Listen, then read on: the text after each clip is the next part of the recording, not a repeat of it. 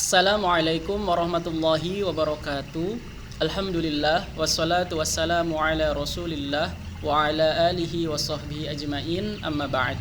Apa kabar anak-anakku sekalian? Semoga Allah senantiasa melimpahkan nikmat sehatnya kepada kita semua. Amin.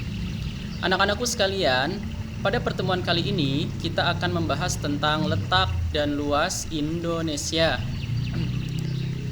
Jangan lupa catatlah hal-hal penting yang menjadi tujuan belajar kita pada pembahasan kali ini.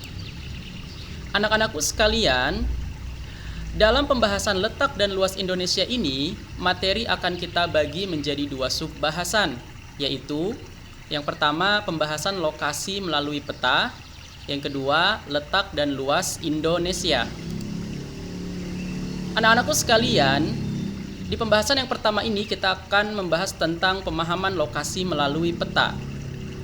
Peta adalah gambaran permukaan bumi pada suatu bidang datar dan diperkecil dengan menggunakan skala tertentu.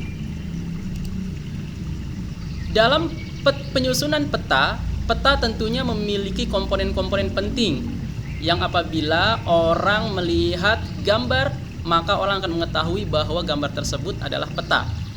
Adapun komponen-komponen dalam penyusun peta yang baik, yang pertama yaitu judul peta. Judul peta menunjukkan isi suatu peta. Yang kedua, adanya skala peta. Skala peta menunjukkan perbandingan antara jarak di peta dengan jarak sesungguhnya di lapangan. Jika kita lihat pada gambar, skala peta dilingkari di sana ya, di bawah. Kemudian skala juga dibagi menjadi dua. Ada skala angka dan skala garis. Skala angka misalnya 1 berbanding 10.000. Artinya 1 cm di peta sama dengan 10.000 cm di lapangan. Sementara dalam skala garis, jika kita mengetahui ada gambar seperti yang ada di depan sana, maka artinya 1 cm di peta sama dengan 5 km di lapangan.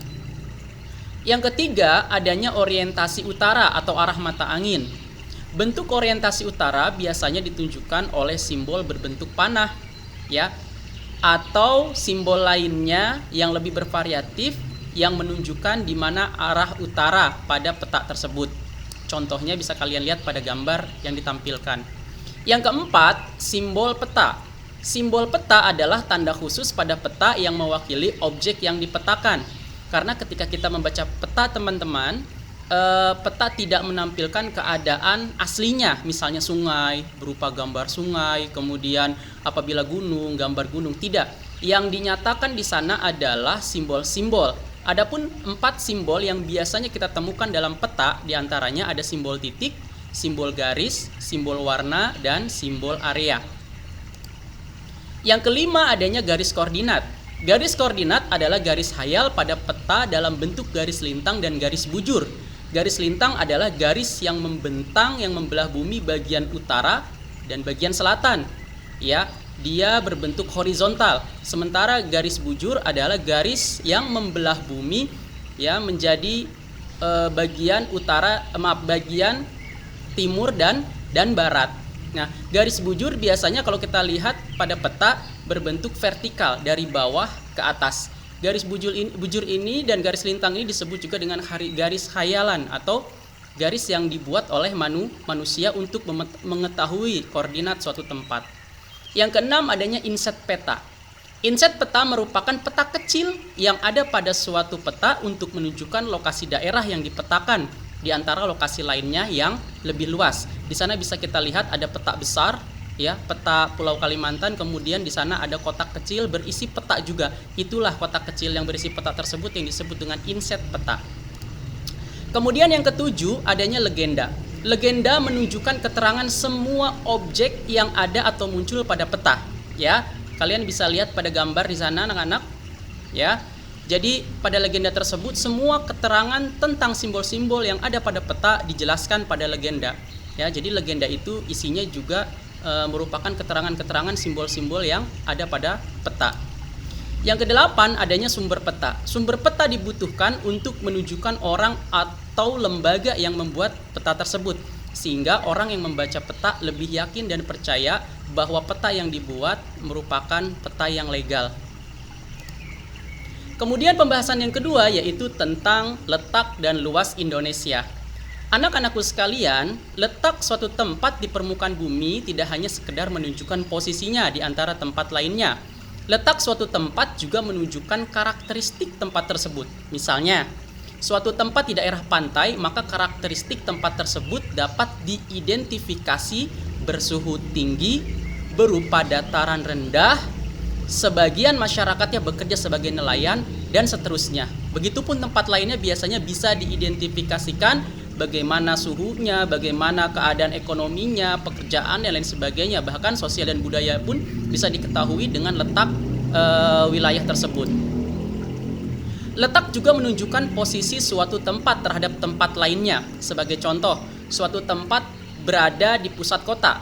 Karena letaknya tersebut, ya, tempat dapat dicapai dari berbagai lokasi dengan mudah sehingga menjadi pusat kegiatan penduduk.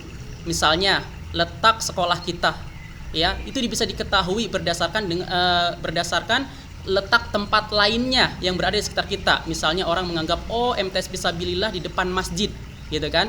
Nah, ini semua dapat diketahui dengan adanya letak tersebut. Kemudian bagaimanakah letak wilayah Indonesia? Letak astronomis Indonesia, secara astronomis Indonesia terletak di antara 95 derajat bujur timur sampai 141 derajat bujur timur dan 6 derajat lintang utara sampai 11 derajat lintang selatan. Karena letaknya ini, Indonesia beriklim tropis. Teman-teman bisa lihat di sini ada pembagian iklim pada gambar yang ada di bawah. Ya, warna abu-abu ini berarti semua negara yang dilalui oleh warna abu-abu ini memiliki iklim yang sama, yaitu iklim tropis termasuk Indonesia.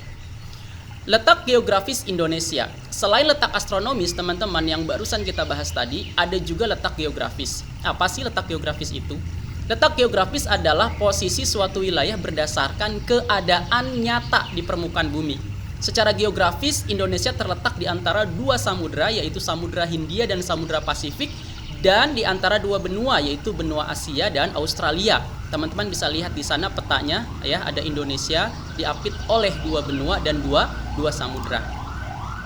Keuntungan letak geografis bagi Indonesia diantaranya, Indonesia berada pada titik silang jalur lalu lintas perdagangan dan pelayaran utama dunia, yaitu melalui Selat Malaka. Selat Malaka ini termasuk salah satu jalur pelayaran yang paling padat, teman-teman, di antara jalur pelayaran dunia lainnya. Sehingga ini menjadi keuntungan bagi kita.